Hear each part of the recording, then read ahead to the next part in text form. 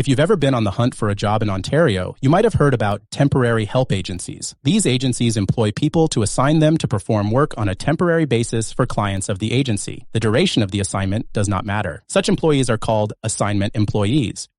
Under Ontario's Employment Standards Act, assignment employees generally have the same rights as other employees. There are also rules in the ESA that apply specifically to assignment employees, temporary help agencies, and clients of temporary help agencies. Before we dive in, remember, the ESA doesn't apply to every type of job. Be sure to watch our detailed video explaining which jobs fall outside its protections. Also, this video is for educational purposes only and does not constitute legal advice, and it is not intended to create a solicitor-client relationship. My name is Ryan Keeney, and I'm a lawyer in Ontario. Let's get into it.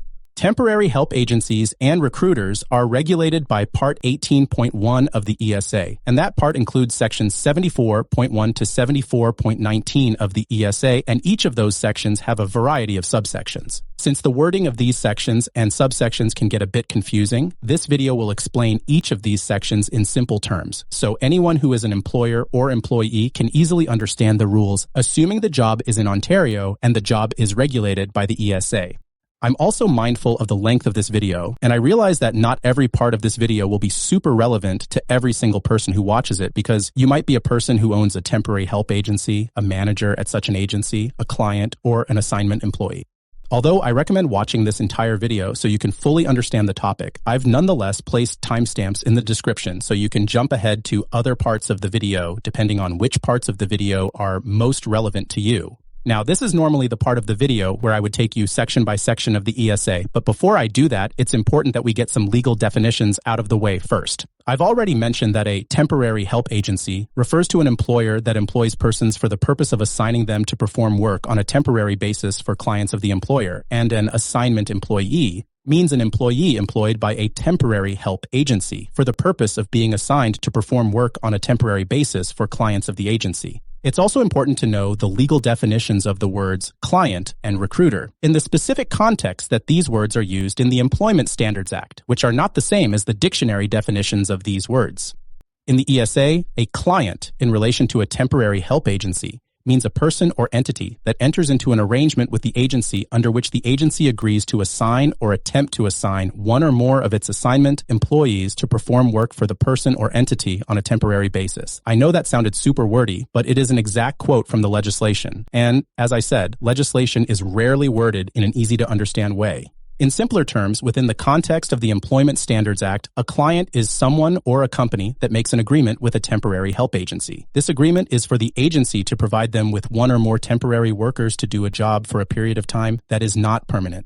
Think of it like a business that needs extra workers for a while. So they ask a temporary help agency to find people who can come and work for them temporarily. The word recruiter is significantly more complex than the other definitions I just gave you. In fact, the government didn't even put the definition of the word recruiter in the Employment Standards Act itself, but they did write out a long explanation of what the word means inside Ontario Regulation 99/23. In that regulation, a recruiter is someone who gets paid to find jobs in Ontario for people looking for work or to find workers for employers needing staff. However, there are some exceptions to this definition. For instance, if a person's regular job includes finding jobs or workers as part of their other duties, they aren't considered a recruiter under this law. Also, certain educational institutions like school boards, colleges, and universities aren't classified as recruiters when they help their students or alumni find jobs. Trade unions and registered charities are also not seen as recruiters. Moreover, if someone has an agreement with the Government of Ontario or the Government of Canada or a municipality to find jobs or workers, and they only do this under the specific terms of that agreement, they're not considered recruiters either. Additionally, if someone is working to find jobs for people eligible for specific social services like those with developmental disabilities, and they're doing this under a funded program by the Ministry of Children, Community and Social Services, they also don't fall under the recruiter category. This definition and the other definitions I mentioned are very important because they specify the scope of what we're talking about as we delve into Part 18.1 of Ontario's Employment Standards Act, and they help us understand the rights and obligations that are placed upon recruiters, assignment employees, temporary help agencies, and their clients. To be clear, just because the law defines these words in these specific ways for the purposes of the Employment Standards Act, it doesn't change the dictionary definition of these words. Obviously, words like recruiter and client have very different meanings when it comes to everyday speech. So just make sure to only apply these particular legal definitions just within the context of Part 18.1 of the Employment Standards Act and any other parts of the Act that relate to that part. All right, with those definitions out of the way, let's focus on Section 74.1, which introduces the types of licenses that are crucial in the context of temporary help agencies and recruiters. There are two main types outlined as follows. 1, a license to operate as a temporary help agency, and 2, a license to act as a recruiter. These licenses are fundamental for ensuring that both temporary help agencies and recruiters operate within a regulated and standardized framework. It's also important to note that Sections 74.1.1 and 74.1.2, which provide more details about these licenses, will come into force in Ontario on July 1st, 2024. Section 74.1.1 specifies that from July 1st, 2024, no person or company can operate as a temporary help agency without holding a license. This is a significant measure to ensure that such agencies are compliant with legal standards, offering protection and reliability for both employers and employees. Additionally, Section 74.1.2, also effective from July 1st, 2024, mandates that anyone acting as a recruiter must have a license. This includes individuals or entities involved in finding jobs for people or finding employees for employers. These upcoming changes in the Employment Standards Act are designed to create a more secure and regulated employment environment in Ontario.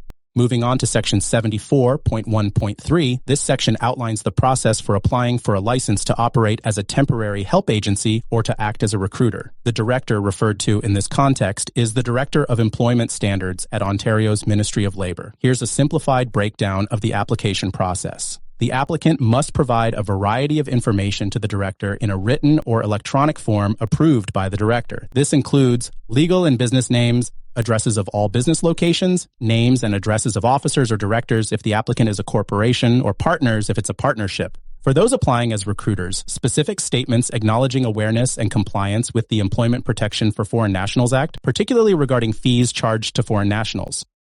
Particularly for recruiters, the application involves several detailed statements. These statements confirm the applicant's understanding of the legal prohibitions against charging fees to foreign nationals, the consequences of violating these laws, and a declaration of compliance with these rules. If the applicant uses the services of others for recruitment or employment of foreign nationals, they must provide detailed information about these individuals or entities, including their business practices related to foreign nationals. The applicant must also pay a prescribed fee and provide the director with the prescribed security. Subsection 2 of Section 74.1.3 gives the director the authority to request additional information from the applicant that is relevant to the decision of whether or not to issue a license or renewal. Subsection 3 explicitly states that providing false or misleading information in this process is prohibited. Finally, subsection 4 clarifies that the requirement to submit addresses includes locations both within and outside of Ontario and even outside of Canada. This comprehensive application process is designed to ensure that only qualified, compliant, and transparent entities operate as temporary help agencies or recruiters in Ontario. It emphasizes the importance of ethical practices, particularly in the recruitment of foreign nationals, and upholds the standards set by Ontario's employment laws. Moving on to Section 74.1.4 of Ontario's Employment Standards Act. This section describes the conditions under which the Director of Employment Standards will issue a license to operate as a temporary help agency or act as a recruiter. The process is straightforward and involves two main criteria.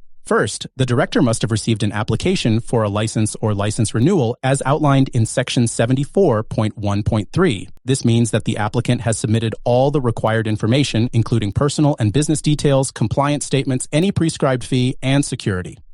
Second, the director needs to be satisfied that the applicant has done all of the following: complied with any orders issued under the Employment Standards Act or the Employment Protection for Foreign Nationals Act. This compliance demonstrates the applicant's adherence to existing employment laws and regulations. Applicants must have also met all the requirements set out in the Act and its regulations for obtaining a license. This includes meeting standards and conditions specific to operating as a temporary help agency or recruiter, ensuring they are qualified and prepared to adhere to the legal and ethical standards of employment in Ontario. If these conditions are met, the director is obligated to issue or renew the license. This process underscores the importance of maintaining legal compliance and ethical standards in the employment sector, particularly for those involved in temporary employment and recruitment services. It serves as a safeguard to ensure that only those who adhere to the laws and uphold the values of fair and ethical employment practices are permitted to operate in these capacities in Ontario.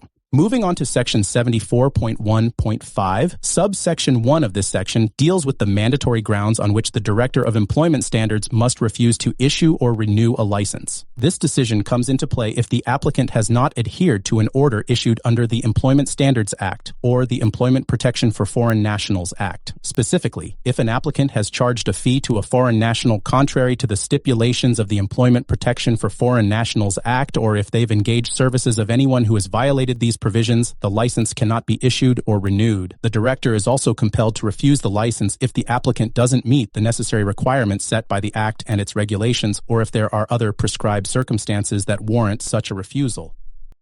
But what are those other possible prescribed circumstances? If we take a look at Section 5 of Ontario Regulation 99/23, these circumstances are more specific and include the following. 1. If the applicant has ever taken possession of or retained a passport or work permit of a foreign national, violating subsections 1 or 2 of Section 9 of the Employment Protection for Foreign Nationals Act.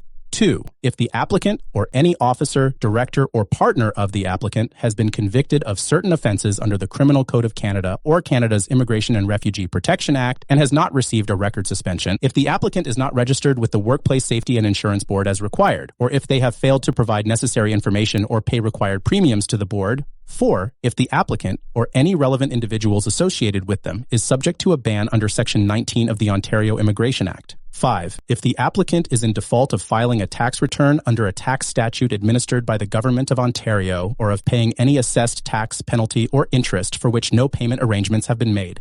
And finally, 6. If the applicant holding a business number with the Canada Revenue Agency is in default of filing certain tax returns under various acts. The director uses the Ministry of Finance's tax compliance verification tools to determine if the applicant is in default under the circumstances described in points 7 and 8. Additionally, in assessing these circumstances, the director does not consider an order or notice of contravention that is pending review by the board.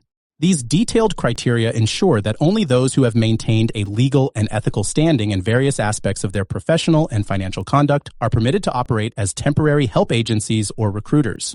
Under Section 6 of Ontario Regulation 9/23, if the Director of Employment Standards intends to refuse to issue or renew a license under subsection 1 of Section 74.1.5 of the ESA, the Director shall serve the applicant with written notice of the intent and shall provide the applicant with 60 days from the date of service to show evidence of compliance with the licensing requirements before the license or renewal is refused. That being said, an applicant is allowed to waive their entitlement to that time period if they say so in writing. This comprehensive approach upholds the integrity of employment practices in Ontario, ensuring that the entities involved in the labor market adhere to the highest standards of compliance and ethical behavior. Continuing on to the next subsection of Section 74.1.5, subsection 2 of the ESA. This subsection provides the director with discretionary power to refuse the issuance or renewal of a license. This decision can be based on reasonable grounds for believing that the applicant or any of their officers, directors, or representatives may not conduct their business with honesty and integrity, or in accordance with the law. Additionally, if there's a belief that the applicant has provided false or misleading information or made false statements in their application for a license or its renewal, the director may choose to refuse the license. This subsection also includes any other prescribed circumstances that might not be explicitly listed, but are considered significant for the decision-making process. These provisions underscore the importance of maintaining high standards of honesty, integrity, and legal compliance in the operation of temporary help agencies and recruitment services. They aim to ensure that only those who adhere to ethical business practices and comply with relevant laws are granted the authority to operate in these roles in Ontario. Moving on to Section 74.1.6 of the ESA, subsection 1 of this section grants the Director of Employment Standards the authority to revoke or suspend a license based on any of the grounds outlined in subsections 1 or 2 of Section 74.1.5. This means that if any of the conditions that would have led to a refusal to issue or renew a license are found to exist after the license has been granted, the Director may choose to either suspend or completely revoke the license. These grounds include non-compliance with orders issued under the relevant acts, unethical practices like charging unauthorized fees to foreign nationals or providing false or misleading information. Subsection 2 of Section 74.1.6 allows for the reinstatement of a suspended license if the director considers it appropriate. This offers a path for agencies or recruiters to regain their license if they rectify the issues that led to the suspension. It ensures that the license-holding entities have the opportunity to correct their course and align with the legal and ethical standards expected of them. This section underscores the ongoing responsibility of license holders to adhere to the regulations and standards set by the Employment Standards Act and related legislation. It also reflects the commitment to maintaining a fair and compliant employment sector in Ontario, ensuring that agencies and recruiters operate with integrity and within the bounds of the law.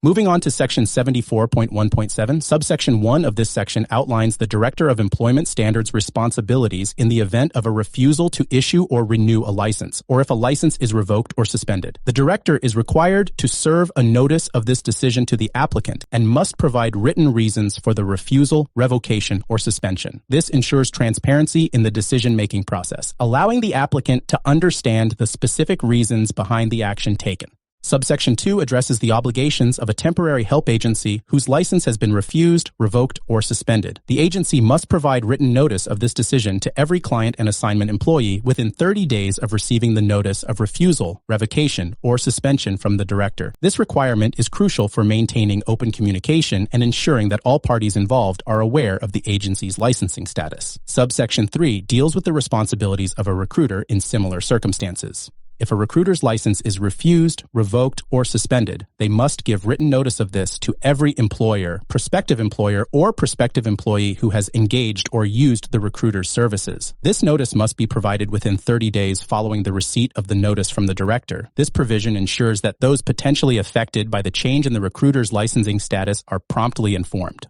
Lastly, subsection 4 states that if a person applies for a review of the decision under subsection 1 of section 74.1.13, this information should be included in the notices required under subsections 2 or 3. This addition keeps all relevant parties informed about the ongoing review process, which could potentially impact the status of the license. These notice requirements emphasize the importance of transparency and communication in the licensing process for temporary help agencies and recruiters. They ensure that all stakeholders, including clients, employees, and employers, are kept informed about the licensing status of the agencies and recruiters they engage with, maintaining trust and accountability in the employment sector. The next few sections are relatively short, and they are 74.1.8, 74.1.9, and 74.1.10. Section 74.1.8 states that a license is subject to such terms and conditions as are prescribed. This brief but significant statement means that every license issued to operate as a temporary help agency or act as a recruiter comes with terms and conditions and is not an unconditional right. Section 74.1.9 states that a license is not transferable. In other words, a temporary help agency license or a recruiter license cannot be given to another individual or entity. This law prevents the potential for misuse of licenses and ensures that only those who have been vetted and approved by the director are operating in these roles. Section 74.1.10 has two subsections. Subsection 1 states that a license expires 1 year after the date it was issued or renewed or on the expiration of such longer period as may be prescribed. This means that each license has a validity period, typically 1 year from the date of issuance or renewal, unless a different duration is specified in the regulations. This provision ensures regular reassessment of license holders and their continued compliance with the Act and its regulations. Subsection 2 puts a restriction on subsection 1. Specifically, if, before a person's license expires, the person applies for a license renewal in accordance with section 74.1.3, the license remains valid until the license is renewed or notice of the refusal to renew the license is served. This allows for a seamless transition during the renewal process. If a licensee applies for renewal before their current license expires, the license remains valid until the renewal is processed or until they are notified of a refusal to renew. This helps prevent any interruption in the licensee's operations while their renewal application is being considered. These sections collectively establish a framework ensuring that licenses for temporary help agencies and recruiters are granted, maintained, and renewed under strict regulatory standards, maintaining the integrity and professionalism of these important roles in the employment sector. Moving on to section 74.1.11, this section addresses the process of voluntary cancellation of a license. Subsection 1 of this section states that the director may cancel a license upon the request, in writing, of the licensee. This provision allows a temporary help agency or a recruiter to voluntarily request the cancellation of their license. The request must be made in writing, and the decision to cancel the license is at the discretion of the Director of Employment Standards. This allows licensees to gracefully exit their operations or cease their services in a formal and legally recognized manner. Subsection 2 of Section 74.1.11 states that subsections 2 and 3 of Section 74.1.7 still apply, but with necessary modifications if a license is canceled under this section. In other words, this means that the notice requirements outlined in subsections 2 and 3 of Section 74.1.7 also apply in cases of voluntary license cancellation. Specifically, a temporary help agency must give written notice of the cancellation to every client and assignment employee, and a recruiter must notify every employer, prospective employer, or prospective employee who has engaged or used their services. The notice must be provided within 30 days after the cancellation of the license. This ensures that all parties involved are adequately informed about the status change, maintaining transparency and accountability in the employment sector. The inclusion of voluntary cancellation in the Act provides a structured and responsible way for licensees to discontinue their services while ensuring that all affected parties are properly notified, thus maintaining the integrity of the employment services industry. Moving on to Section 74.1.12 of the Act, this section requires the Director of Employment Standards to keep a public record of licensing information related to temporary help agencies and recruiters. This record is made available on an official government website. The key points included in this public record are: 1. Information about every person who holds a license under this Act is published. This includes their name, the date when their license was issued or last renewed, and the date when their license is set to expire. This makes it easy for anyone to check the current licensing status of agencies and recruiters. 2. The record also includes the names of individuals whose licenses have been either suspended or revoked, along with the dates of these actions. This is important for transparency, allowing the public to be aware of businesses that may no longer be operating legally. And 3, the record can also include other relevant information as required, which could be anything else deemed necessary for public knowledge regarding the licensing of these entities. Furthermore, the release of this personal information on a public platform is legally compliant with the privacy and information laws of Ontario.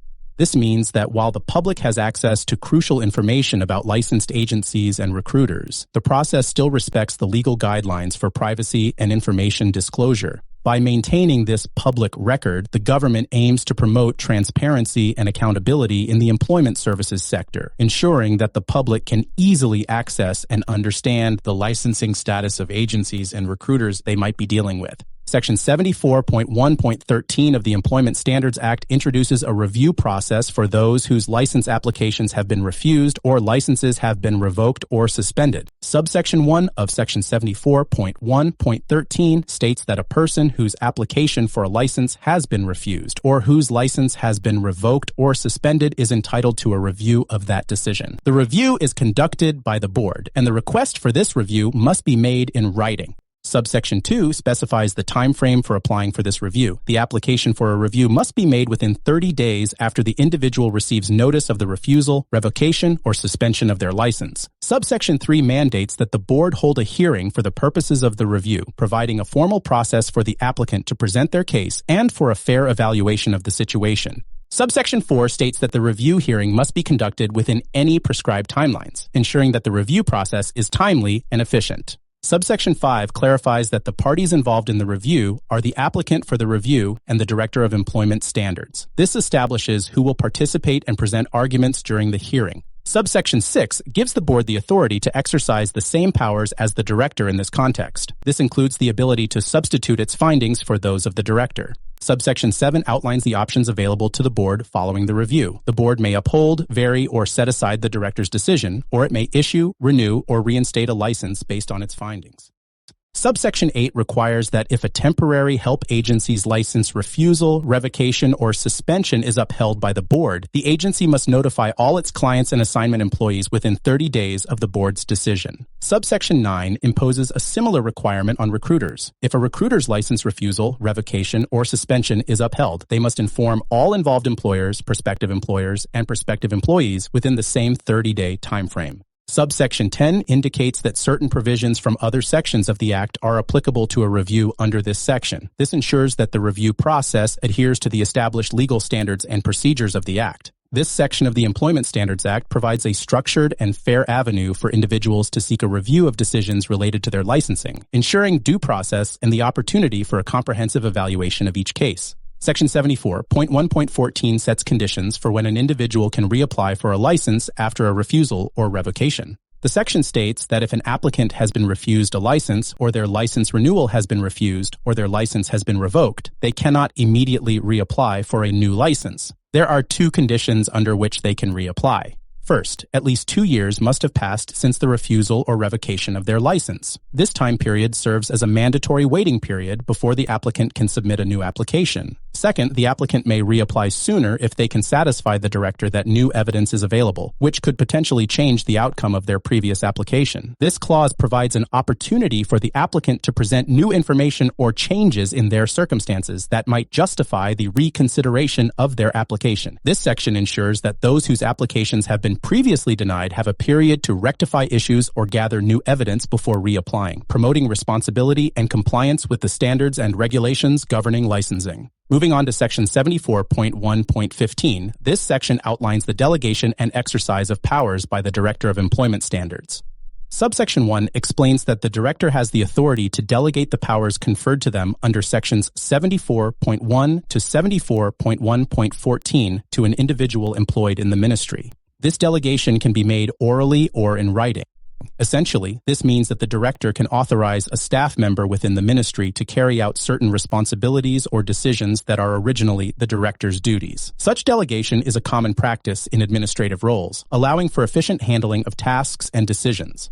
Subsection 2 states that despite having delegated a power to someone else, the director still retains the authority to exercise that power themselves. This means that even if a specific task or decision-making power has been assigned to another individual, the director can still intervene or make decisions in those matters if necessary. This provision ensures that ultimate responsibility and oversight remain with the director, allowing for flexibility and control in managing processes.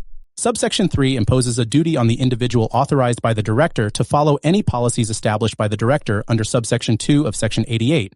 This ensures that when powers are delegated, they are exercised in accordance with the established policies and guidelines of the ministry. This maintains consistency and adherence to the principles and standards set by the director, ensuring that delegated actions align with the overall objectives and regulatory framework of the ministry. This section helps to ensure that the administration of licensing under the Employment Standards Act is carried out effectively and in line with the established policies, even when duties are delegated from the director to other individuals within the ministry. I'm going to skip Section 74.2 just because it contains definitions for things like employee and employer, and those terms are pretty straightforward, and I'd like to keep things moving along. So, moving on to Section 74.3, this clarifies the employment relationship between a temporary help agency and an individual they agree to assign work to. The section outlines that when a temporary help agency and a person agree that the agency will assign or try to assign the person to perform work temporarily for the agency's clients or potential clients, a specific employer-employee relationship is established. This agreement can be verbal or written.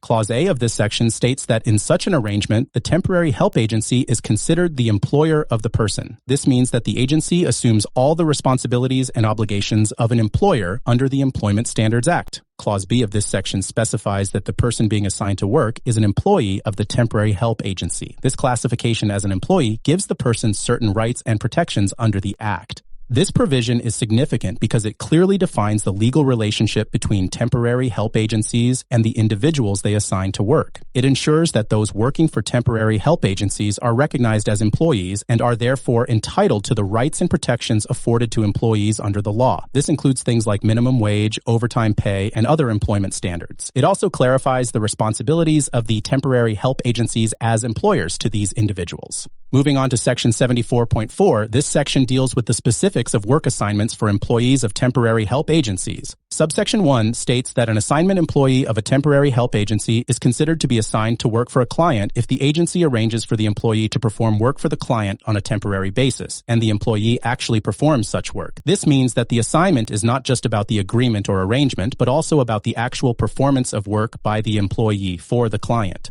Subsection 2 describes the time frame of an assignment. It begins on the first day. The assignment employee starts working under the assignment and ends when the term of the assignment is over, or when the assignment is terminated by the agency, the employee, or the client. This provides a clear definition of the duration of an assignment from start to end. Subsection 3 clarifies that an assignment employee does not stop being an employee of the temporary help agency because of being assigned to work for a client or not being assigned any work. This means the employment relationship between the agency and the employee is maintained regardless of whether the employee is currently on an assignment or not. Subsection 4 specifies that certain actions do not constitute an assignment of work to a client. These include providing the client with the employee's resume, arranging for an interview, or any other form of introduction. In other words, these preliminary steps do not in themselves create a work assignment. This section is important because it defines what constitutes a work assignment for temporary employees and clarifies the ongoing employment relationship between temporary help agencies and their employees, regardless of the status of their work assignments. Moving on to section 74.4.1, this section focuses on the record-keeping responsibilities of temporary help agencies. Subsection 1 specifies additional record-keeping requirements for temporary help agencies beyond what all employers are required to record under Part 6 of the Act. These additional requirements are, first, the agency must record the number of hours worked by each assignment employee for each of their clients on a daily and weekly basis. This ensures accurate tracking of work hours for employees assigned to various clients. Second, the agency is also required to retain a copy of any written notice provided to an assignment employee under subsection 1 of section 74.10.1. This involves keeping records of formal communications regarding employment terms, changes, or termination. Subsection 2 deals with the retention period for these records. The agency must keep the records for 3 years after the day or week to which the information relates. This retention period is essential for reference in case of disputes, audits, or inspections. Subsection 3 emphasizes the agency's responsibility to ensure these records are readily available for inspection by an employment standards officer. This is required even if the agency has arranged for another person or entity to retain these records. The purpose of this provision is to facilitate compliance checks and investigations by employment standards officers, ensuring that agencies are adhering to employment standards. These record-keeping obligations are crucial for maintaining transparency and accountability in the employment of temporary workers. They help protect the rights of assignment employees and ensure that temporary help agencies are compliant with employment standards. Moving on to section 74.4.2, this section outlines the record-keeping responsibilities for clients of temporary help agencies. Subsection 1 details what information a client of a temporary help agency is required to record. First, the client must keep a record of the name of each assignment employee who is assigned to work for them. Second, the client must record the number of hours worked by each assignment employee in each day and each week. This is crucial for ensuring that the working hours of temporary employees are accurately tracked. Subsection 2 specifies the duration for which these records must be retained. The client is required to keep these records or arrange for them to be kept by someone else for 3 years from the day or week to which the information pertains. This retention period is important for having a historical record that can be referenced if needed for legal or regulatory purposes. Subsection 3 mandates that the records must be readily available for inspection by an employment standards officer. This requirement holds even if the client has delegated the responsibility of retaining these records to another party.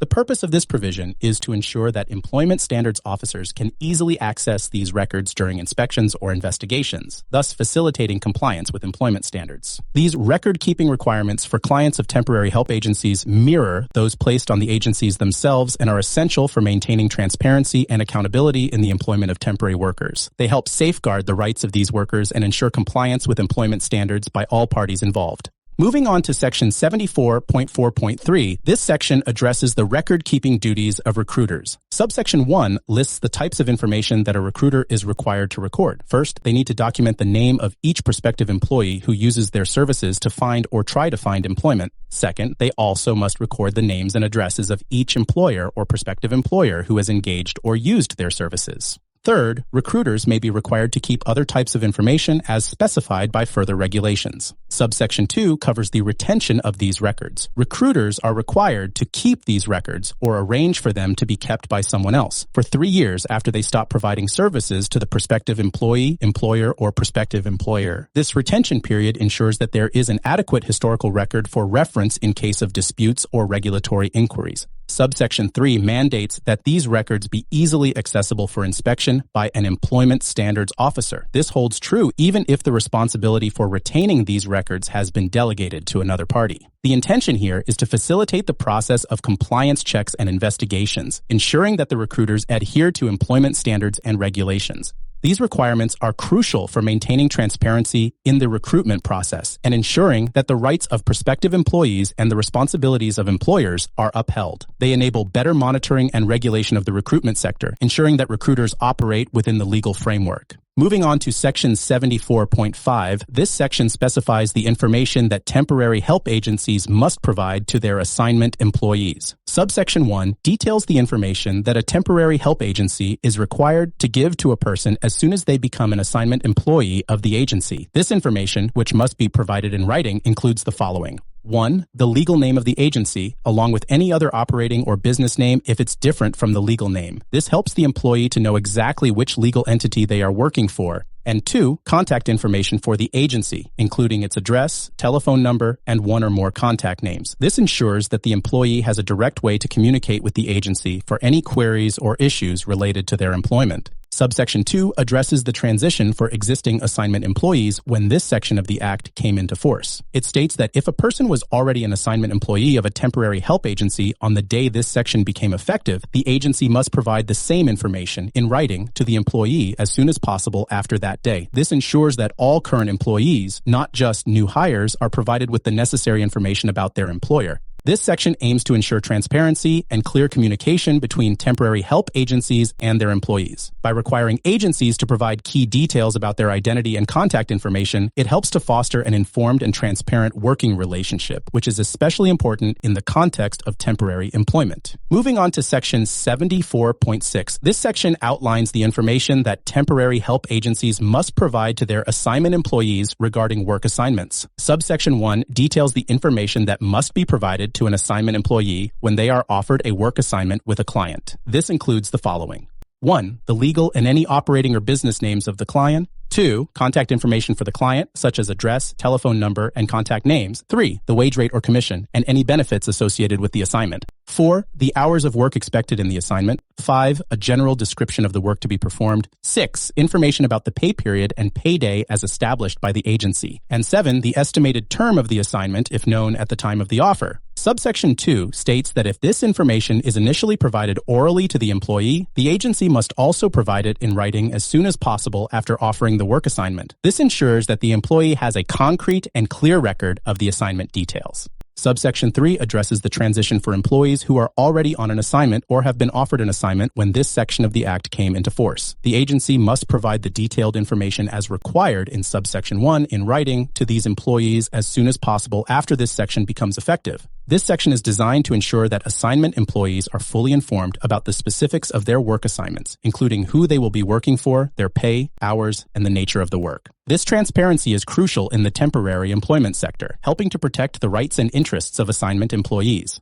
Moving on to Section 74.7, this section focuses on the dissemination of information about the rights and obligations of assignment employees, temporary help agencies, and their clients. Subsection 1 mandates that the Director of Employment Standards prepares and publishes a document that provides information about the rights and obligations of assignment employees, temporary help agencies, and clients under this part of the Act. The Director has discretion over the content deemed appropriate for inclusion in this document. Subsection 2 states that if the Director believes the existing document has become outdated, a new document must be prepared and published. This ensures that the information provided remains current and relevant. Subsection 3 requires that as soon as a person becomes an assignment employee of a temporary help agency, the agency must provide them with the most recent document published by the Director. This ensures that new employees are promptly informed about their rights and obligations. Subsection 4 addresses language accessibility. If an assignment employee speaks a language other than English, the temporary help agency must check if the Director has prepared a translation of the document into that language.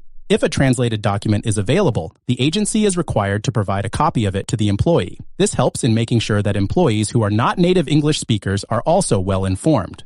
Subsection 5 relates to the transition for current employees when this section became effective. It states that temporary help agencies must provide the document and a translation, if applicable, to all assignment employees who were already working for them as soon as possible after this section came into force. This ensures that all existing employees, not just new hires, receive this important information. This section is designed to ensure that all parties involved in temporary employment arrangements are well informed about their respective rights and obligations, promoting transparency and compliance within the employment sector. Moving on to Section 74.8, this section sets out prohibitions and exceptions for temporary help agencies. Subsection 1 lists several prohibitions for temporary help agencies, including the following. 1. They cannot charge a fee to a person for becoming an assignment employee. 2. They are prohibited from charging fees to assignment employees for arranging work assignments. 3. They cannot charge for services like resume preparation or interview coaching. 4. They cannot prevent an assignment employee from being employed directly by a client. 5. They are not allowed to charge an assignment employee for a client of the agency hiring them. 6. They cannot restrict a client from providing references for an assignment employee or from hiring an assignment employee. 7. They cannot charge a client for entering into an employment relationship with an assignment employee, except as specified in subsection 2.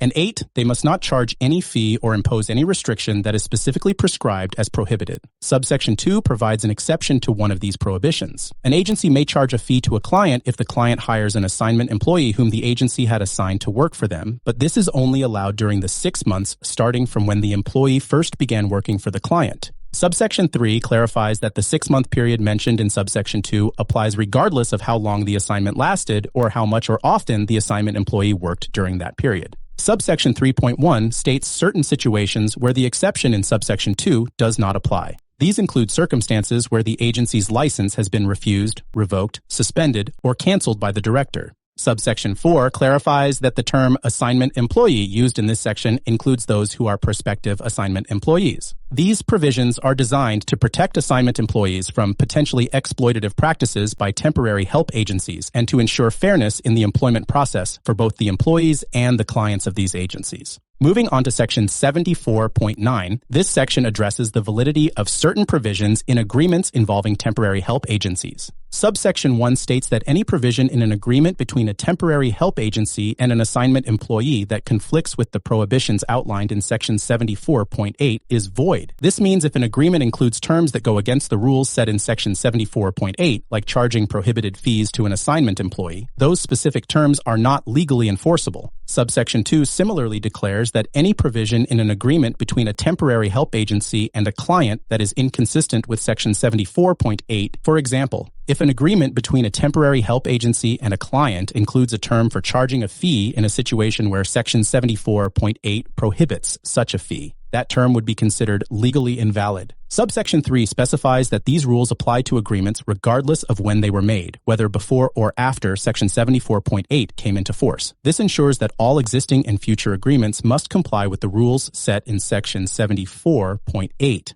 Subsection 4 clarifies that the term assignment employee used in this section includes those who are prospective assignment employees. Section 74.9 is crucial as it reinforces the application of the prohibitions in Section 74.8 by nullifying any conflicting terms in agreements, ensuring that the protections and rules intended by Section 74.8 are upheld in all contractual relationships involving temporary help agencies.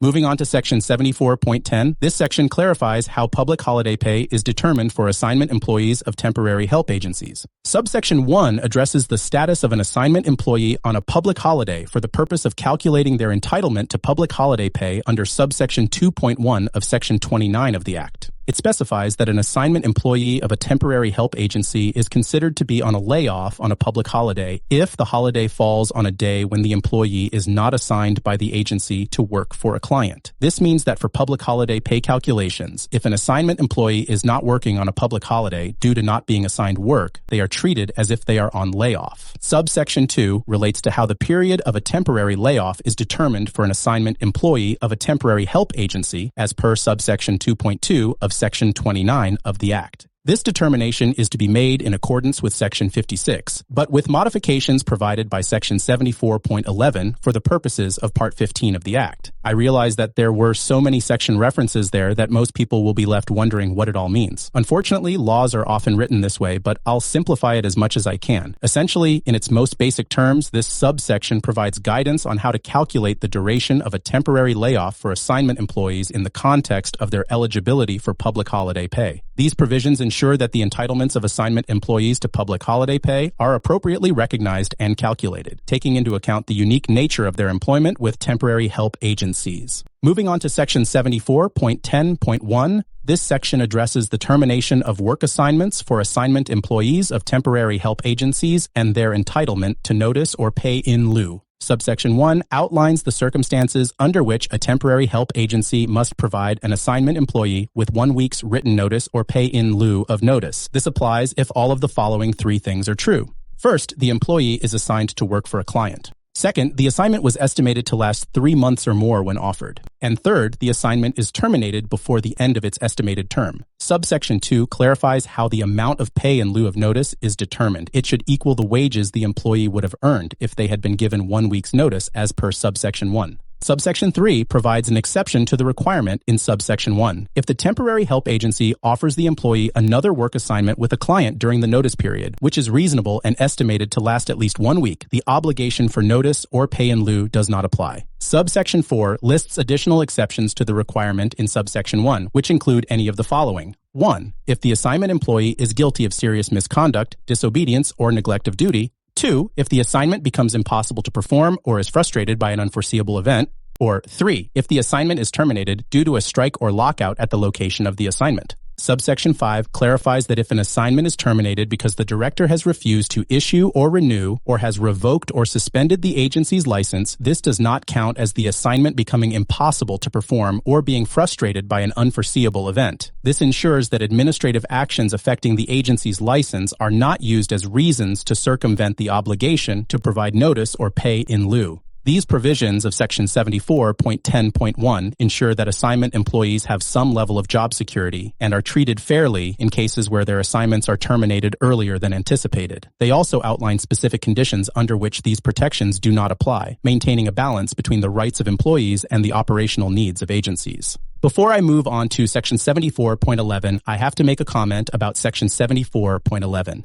This section modifies many of the laws at Part 15 of the ESA, which deals with termination and severance, if the termination and severance is happening in the context of a temporary help agency. If you want to make sense of Section 74.11, I would strongly encourage you to watch my video about termination and severance under Ontario's Employment Standards Act. If you haven't yet watched that video, I'm tempted to recommend that you just skip over this section entirely by using those timestamps in the description that I mentioned earlier. Furthermore, if you actually go to the Employment Standards Act and read 74.11, you'll notice that it is written in such a way that almost no one is likely to understand it. Almost everything contained in this section references several other section numbers in the ESA to the point where it stops making sense along the way. I've done my best to cut through the noise and put Section 74.11 into as plain and simple terms as possible. So with that comment out of the way, let's delve into this section. Section 74.11 is divided into paragraphs, and they are simply called paragraphs 1, 2, 3, and so on. It does not have subsections like the other sections of the ESA. That's a bit of a meaningless technicality, but it just goes to show how difficult this section wants to be with us. Paragraph number 1 of Section 74.11 redefines a layoff for assignment employees. If you watched my other video about how layoffs work under the ESA, you might already know that normally under subsection 2 of Section 56, a layoff is when an employee is not working for a certain period. For assignment employees, a layoff occurs if they aren't assigned work by the agency during a week, changing the standard layoff definition to fit the nature of temporary work.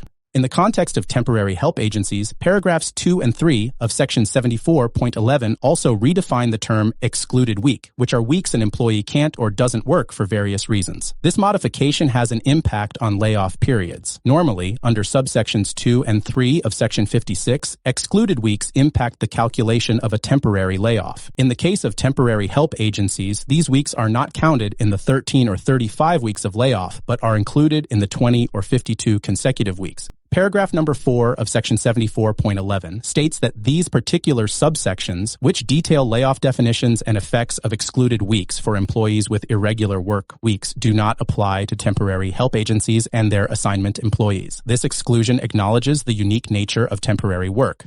Paragraph 4.1 of Section 74.11 exempts temporary help agencies from subsection 1 of Section 58, which normally requires employers to give a specific notice if they terminate 50 or more employees. Instead, agencies follow the modified notice requirements in Section 74.11. Paragraphs 4.2 and 4.3 modify the standard rules for mass termination notices found in Section 57. If a temporary help agency terminates 50 or more employees assigned to the same client, they must follow specific notice periods based on the number of employees terminated rather than the general rules. Under Paragraph 5, agencies must meet the posting requirements of Clause B in subsection 2 of Section 58 and subsection 5 of Section 58, but they also must provide the termination information directly to each affected employee. Differing from the standard requirement in Clause C of subsection 2 of Section 58, Paragraph 6 states that the requirements during the notice period, such as not reducing wages or altering employment terms, which are indicated in Section 60, don't apply to temporary help agencies and their assignment employees. Paragraph 7 modifies the rules for pay during the notice period, normally under Section 57. It specifies how agencies should calculate wages during the notice period for assignment employees. Paragraph 8 clarifies the lump sum payment an assignment employee is entitled to if terminated without notice. This is an adaptation of the general rule in Clause A of subsection 1 of Section 61 for termination pay. Paragraph 9 says that subsection 1.1 of Section 61, which adjusts the calculation of termination pay for employees without regular work weeks, does not apply to temporary help agencies and their assignment employees. Paragraph 9.1 modifies the reference in Clause E of subsection 1 of Section 63, which deals with severance pay when an employee resigns during the notice period. It basically says this clause also applies to temporary help agencies. Like I mentioned before, if you want to know more about what that clause says, just hop on over to my video about termination and severance in Ontario. Paragraph 10 changes how excluded weeks are counted in the 35 weeks for severance pay eligibility for temporary help agencies, as mentioned in Clause C of subsection 1 of Section 63. Paragraph 11 says that subsections 2 all the way to 2.4 of Section 63, which deal with the definition and treatment of layoffs for severance pay, do not apply to temporary help agencies and their assignment employees. Paragraph 12 says that subsections 1, 5, and 6 of Section 65, which deal with the calculation of severance pay, are not applicable to temporary help agencies and their assignment employees. Finally, paragraphs 13 and 14 provide specific methods to calculate severance pay for assignment employees, differing from the general calculation in subsection 1 of Section 65. According to paragraph 13, the first step is to calculate the average weekly wages of the assignment employee. This is done by dividing the total wages earned by the employee for work performed for clients of the agency during the 12-week period ending on the last day the employee worked for a client by 12. Next, multiply this average weekly wage by the number of years and months of employment. For years of employment, count each complete year. For incomplete years, divide the number of months by 12 to get a fractional year. The total number of years, complete and fractional, is capped at 26. The result from this multiplication gives the severance pay amount. Paragraph 14 pertains to situations where employment is severed due to the employee being laid off for a period longer than a temporary layoff. The calculation starts similarly by determining the average weekly wages. Calculate this by dividing the total wages earned in the 12-week period immediately preceding the first day of the layoff by 12. Multiply this average weekly wage by the number of complete and fractional years of employment, with the same cap of 26 years as before. The resulting figure is the severance pay owed to the employee. These methods take into account the unique nature of employment with temporary help agencies, where work assignments can vary significantly over time, and the standard method of calculating severance based on continuous employment may not accurately reflect the employment situation of assignment employees. By focusing on the most recent 12 weeks of employment to calculate the average weekly wages, these methods provide a more relevant and fair basis for calculating severance pay for these employees. I know that paragraphs 13 and 14 involved a lot of math, and it may be difficult to imagine it playing out in a real employment situation. To make things clearer, let's consider two fictional characters. For the situation described in paragraph 13, let's consider the case of Emma, an assignment employee who has been working through a temporary help agency for a total of 5 years and 6 months. Recently, Emma's assignment was terminated, and she had been working on this assignment for the past 12 weeks. In the first 4 weeks of her assignment, Emma earned $500 per week. For the next 4 weeks, her earnings increased to $550 per week. And in the last 4 weeks, she was making $600 weekly. To calculate her severance pay, we first determine her average weekly wage. Over the 12 weeks, Emma earned a total of $6,600. Dividing this by 12, we find her average weekly wage to be $550. Since Emma has been employed for 5.5 years, we then multiply her average weekly wage by her total years of employment. So her severance pay is $550 times 5.5 years, amounting to $3,025. Emma is therefore entitled to a severance pay of $3,025.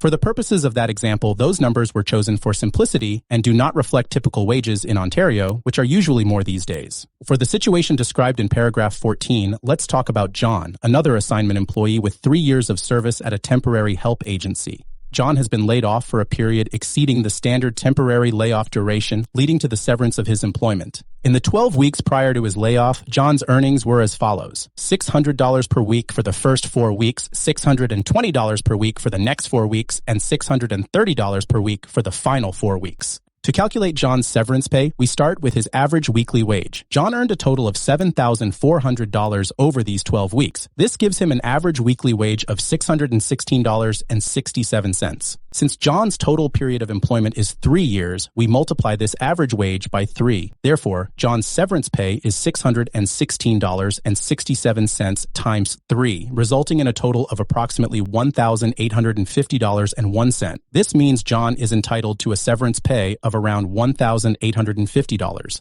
These scenarios provide a clear illustration of how severance pay is calculated for temporary assignment employees under different termination conditions, reflecting their unique work situations and earnings through temporary help agencies. Now, let's move on to Section 74.11.1, which deals with transitional provisions related to notice requirements for temporary help agencies. Imagine a scenario where a temporary help agency has not met the notice requirements as outlined in paragraph 4.3 of Section 74.11. This section focuses on such situations that occurred between November 6, 2009 and the day before the Good Government Act became law. In simple terms, if a temporary help agency failed to provide the appropriate notice for mass terminations during this specific period, the agency is treated as if this failure occurred after the Good Government Act became law. Essentially, this means that the agency is subject to the obligations and potential consequences that would apply under the new legal framework established by the Good Government Act. This transitional provision ensures that temporary help agencies are held accountable to the updated standards and requirements for employee terminations, even if their failures occurred just before the new legislation came into effect. It's a way to bridge the gap between the old and new legal requirements, ensuring a smooth transition and consistent application of the law. This section is significant as it upholds the standards of fairness and responsibility expected from temporary help agencies, especially concerning the termination of their employees, by applying the updated legal framework retrospectively to a specific period. Moving on to Section 74.12, this section focuses on protecting assignment employees from reprisals by clients of temporary help agencies. But what is a reprisal? Let's talk about it. A reprisal is an act of retaliation, usually taken by an employer or a client against an employee. In the context of employment law, it typically refers to punitive actions taken by an employer or client against an employee for exercising their legal rights or for participating in activities that are protected by law. No client, or anyone acting on behalf of a client, is allowed to intimidate, refuse to assign work to, terminate the assignment of, or penalize an assignment employee. This also includes threats to do any of these actions. Such protections are in place for several situations, such as the following. 1. If the assignment employee asks the client or agency to comply with the act, makes inquiries about their rights, files a complaint, or attempts to exercise any right under the act. 2. If the employee gives information to an employment standards officer or discloses pay rates for purposes related to compliance with Section 42.2 of the Act. 3. If the employee testifies, participates, or is going to participate in any proceeding under the Act or in proceedings related to the Retail Business Holidays Act. 4. If the employee is eligible, intends to take, or takes any leave of absence under Part 14 of the Act. 5. If the employee makes inquiries about the licensing status of a temporary help agency or recruiter. 6. If there's a court order or garnishment requiring the client or agency to pay a third party an amount owed to the assignment employee.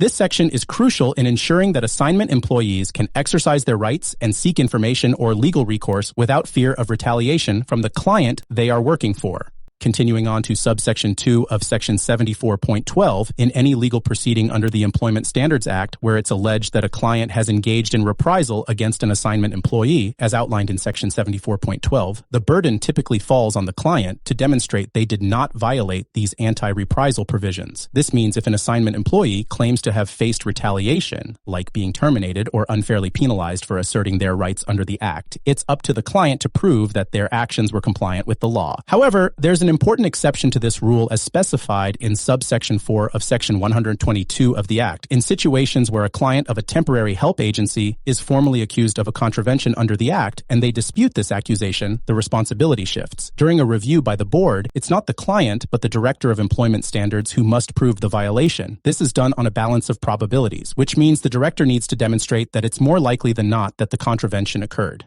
This nuanced approach ensures fairness in proceedings, while clients of temporary help agencies must generally prove their innocence in cases of alleged reprisal against an assignment employee. When a formal notice of contravention is under review, it's the Director of Employment Standards' responsibility to establish the occurrence of the contravention. This distinction is crucial to ensure that both employers and employees are treated fairly under the Act, balancing the protection of employees from reprisals with a fair process for clients accused of such actions. In summary, Section 74.12 is integral in safeguarding the rights of assignment employees by clearly prohibiting retaliatory actions by clients and emphasizing the responsibility of clients to uphold these protections. Moving on to Section 74.12.1, this section addresses the prohibition of reprisals by recruiters against prospective employees. In the world of employment, it's crucial for prospective employees to feel safe and protected, especially when interacting with recruiters. This section of the Employment Standards Act ensures just that. It explicitly prohibits recruiters, or anyone acting on their behalf, from intimidating or penalizing, or even attempting or threatening to do so, a prospective employee who uses their services. This protection is specifically for those prospective employees in any of the following situations. 1. When a prospective employee asks the recruiter to adhere to the obligations under the Employment Standards Act and its regulations.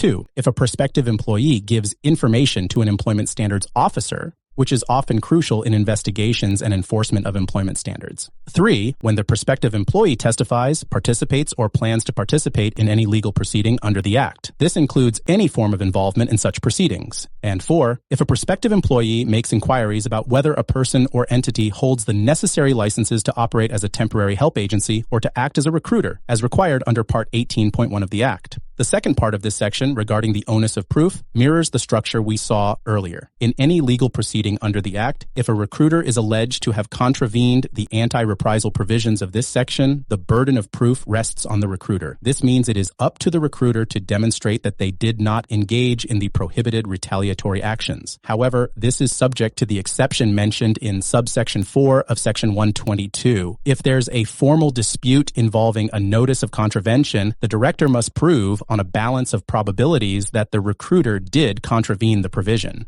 This section is a vital part of the Act as it upholds the principle that prospective employees should be free to exercise their rights, seek compliance with the law, and participate in legal proceedings without fear of retribution or intimidation from recruiters. It ensures a fair and just approach in employment practices, particularly in the context of recruitment and staffing services. Moving on to Section 74.13, this section introduces specific modifications to how Section 102 is applied in cases involving temporary help agencies, their clients, and assignment employees. I talk about Section 102 in my video about how enforcement works under the ESA, and I would encourage you to watch that video in order to better understand what Section 74.13 is talking about. Let's explore these modifications. Firstly, the circumstances under which an employment standards officer may require people to attend a meeting have been broadened. Now, an officer can call a meeting not just while investigating a complaint against a temporary help agency, but also against a client. If during an inspection, the officer suspects a client may have violated the Act concerning an assignment employee, or if they acquire information suggesting a possible violation involving an assignment or prospective assignment employee, a meeting can be convened. Additionally, if an assignment employee lives in the residence of the client, the officer can hold a meeting to ensure compliance with the Act. Next, the range of people who may be required to attend these meetings has been expanded. It includes the client themselves, and if the client is a corporation, a director, or an employee of that corporation. Assignment employees or prospective assignment employees can also be summoned to these meetings. The Act also stipulates specific consequences for noncompliance with a notice to attend a meeting. If a client fails to comply, they face the same consequences as employers in similar situations under subsection 10 of Section 102. The same applies to assignment employees or prospective assignment employees. If they fail to comply with the notice, they face consequences similar to those faced by employees in general. For situations where the client is a corporation, the Act clarifies that the term client includes a director or employee who was served with the notice requiring them to attend the meeting or to bring or make available any records or other documents. These modifications ensure that the unique dynamics of temporary help agencies and the relationships between agencies, their clients, and assignment employees are adequately addressed. By expanding the scope of Section 102, the Act empowers employment standards officers to conduct thorough investigations and address potential violations effectively, particularly in contexts unique to temporary employment situations. Moving on to Section 74.13.1, this section modifies the application of Section 102.1, particularly in relation to temporary help agencies, their clients, and assignment employees. Again, I talked about Section 102.1 in my video about how enforcement works under the ESA. Section 74.13.1 revolves around the time allowed for responses when an employment standards officer requires evidence or submissions during their investigations in the context of temporary help agencies and their interactions with clients and assignment employees. The following modifications apply. Firstly, an employment standards officer may require individuals to provide evidence or submissions within a specified period in additional circumstances beyond what is outlined in subsection 1 of Section 102.1. These include situations where the officer is investigating a complaint against a client or has reasonable grounds to believe during an inspection under Sections 91 or 92 that a client may have violated the Act concerning an assignment employee or a prospective assignment employee. The officer also has the authority to ask for evidence or statements in two scenarios. First, if they come across information hinting at a possible violation, and second, if they need to verify whether a client, with whom an assignment or prospective assignment employee resides, is following the Act. Secondly, if a client fails to comply with a notice served under Section 102.1, references to employer in the original section are to be read as client. This means that the consequences and requirements that typically apply to employers in this scenario will also apply to clients in the context of temporary help agencies. Thirdly, if the individual who fails to comply with the notice is an assignment employee or a prospective assignment employee, then references to employee in the original section are to be interpreted as assignment employee or prospective assignment employee, as appropriate. Finally, for instances where the client is a corporation, the term client or person includes any director or employee who was served with the notice. This means that directors or employees of corporate clients who are required to provide evidence or submissions or to attend meetings are included under the term client in these specific scenarios. These modifications ensure that the unique relationships and dynamics between temporary help agencies, their clients, and assignment employees are adequately addressed. They provide clear guidelines for employment standards officers and in the gathering of evidence and submissions during their investigations, particularly in cases involving temporary employment arrangements. Moving on to Section 74.14, this section deals with the orders an employment standards officer can issue if a temporary help agency unlawfully charges fees to an assignment employee or prospective assignment employee. If an employment standards officer finds that a temporary help agency has charged a fee in contravention of specific prohibitions in subsection 1 of Section 74.8, the officer has several options for rectifying the situation. These prohibitions typically include charging fees for becoming an assignment employee, for arranging work assignments, or other related services. First, the officer may informally arrange with the agency to repay the amount of the fee directly to the assignment or prospective assignment employee. This is a straightforward resolution where the agency returns the fee directly to the individual from whom it was collected. Second, the officer may issue a formal order requiring the agency to repay the amount of the fee directly to the assignment or prospective assignment employee. This is a more formal step, mandating the agency to return the fees. Or third, the officer can order the agency to pay the amount of the fee to the director in trust. In this scenario, the funds are held by the director until further action is decided upon or until they can be appropriately distributed. Additionally, if the officer issues the second type of order that I just described in that list of 3 things, the agency is also required to pay an amount for administrative costs. This amount is either $100 or 10% of the amount owed, whichever is greater. This fee covers the administrative efforts involved in handling the contravention. The order issued by the officer will specify which part of subsection 1 of section 74.8 was contravened and the amount that needs to be paid. This clarity is crucial for enforcing compliance and ensuring transparency in the process. Furthermore, certain subsections of Section 103 apply to these orders with necessary modifications. This includes references to employees being interpreted as references to assignment employees or prospective assignment employees. Finally, the provisions of Section 105, which deal with the repayment of fees by an employer to an employee, apply to the repayment of fees by a temporary help agency to an assignment or prospective assignment employee. This includes modifications, such as references to specific clauses being adapted to the context of temporary help agencies and their assignment employees.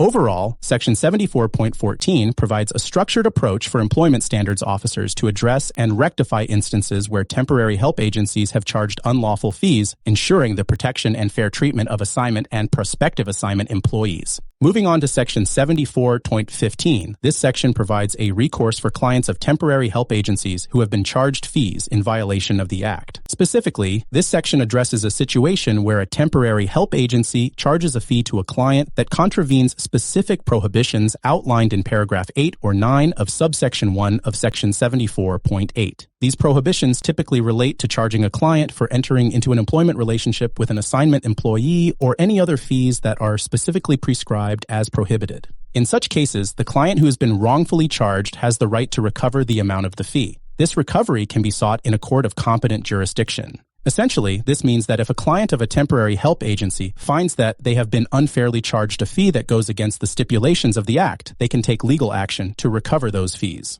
The inclusion of this provision in the Act serves several purposes. It upholds the principle that fees charged by temporary help agencies to their clients should be fair and in compliance with the legal standards set by the Act. It provides a clear legal pathway for clients to seek restitution if they are charged fees that are not allowed under the Act. And lastly, it acts as a deterrent for temporary help agencies from charging unlawful fees, knowing that clients have a direct means to recover such fees through the courts. Overall, Section 74.15 empowers clients to protect their interests and ensures that the financial transactions between temporary help agencies and their clients are conducted within the legal framework established by the Employment Standards Act. Moving on to Section 74.16, this section empowers employment standards officers to order compensation for assignment employees or prospective assignment employees who have suffered losses due to specific contraventions by temporary help agencies. When an employment standards officer finds that a temporary help agency has violated certain parts of subsection 1 of Section 74.8, specifically paragraphs 4, 6, 7, or 10, which deal with restrictions and prohibitions imposed by the agency, the officer can take action. These paragraphs cover restrictions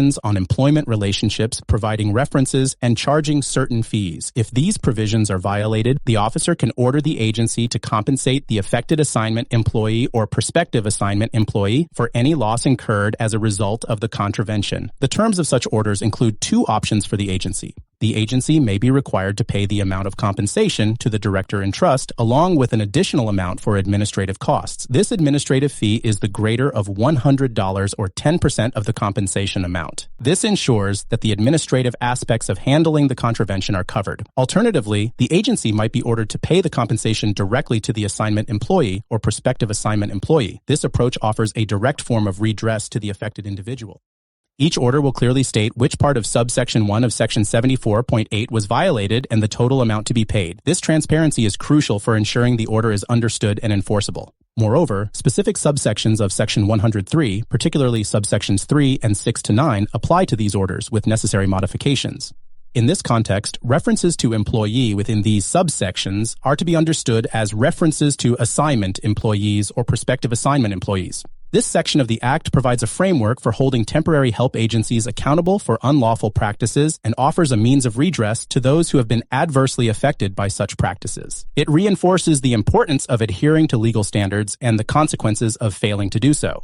Moving on to Section 74.17, this section provides a means for addressing contraventions of the anti-reprisal provisions under Section 74.12 by clients of temporary help agencies. When an employment standards officer discovers that a client of a temporary help agency has violated the anti-reprisal provisions of Section 74.12 with respect to an assignment employee, they are authorized to issue specific orders. This section is critical as it addresses situations where a client may have penalized or intimidated an assignment employee for exercising their rights under the Act, such as asking for compliance with the Act, participating in proceedings, or making inquiries about their employment rights. The officer can order the client to compensate the assignment employee for any losses incurred as a result of the reprisal. This could include lost wages or other financial losses.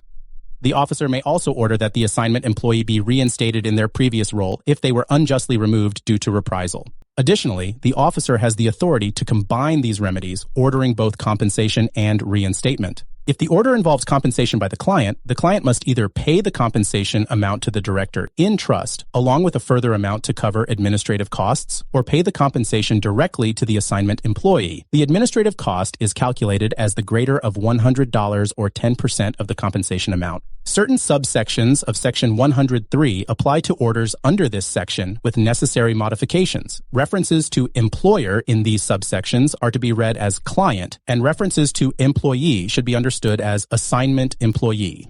If a client is ordered to reinstate an assignment employee, the temporary help agency is obliged to do whatever is reasonably possible to facilitate this reinstatement. This requirement ensures that the agency plays an active role in rectifying the situation. Section 74.17 serves as a powerful tool to protect assignment employees from retaliatory actions by clients and to ensure that they can assert their rights without fear of unjust consequences. It underscores the responsibility of both clients and temporary help agencies to uphold fair and lawful employment practices. Moving on to Section 74.18, this section addresses a crucial aspect of temporary employment, the joint and several liabilities of temporary help agencies and their clients for wages owed to assignment employees. Let's break it down. Firstly, this section establishes that if a temporary help agency fails to pay an assignment employee the wages they earned during a particular pay period, both the agency and the client they were assigned to are responsible for those wages. This means that if the agency doesn't pay up, the client can be held accountable for the entire amount due. It's a shared responsibility ensuring that employees are not left uncompensated.